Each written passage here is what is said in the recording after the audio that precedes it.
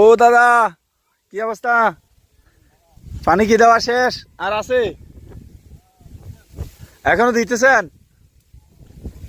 যাক, ধান তো খুবই ভালো হয়েছে এবার। আহ, আমাদের এলাকার ধান খুবই ভালো হচ্ছে। স্ক্রিম ধান খুবই ভালো, খুবই সুন্দর লাগছে অবশ্য। এমন আশিস দাও আমারে, খুদা দয়াময়, তোমার কালাম জপে জপে মরণ যেন হয়। সবই আল্লাহ তাআলার নিয়ামত, খুবই ভালো লাগছে।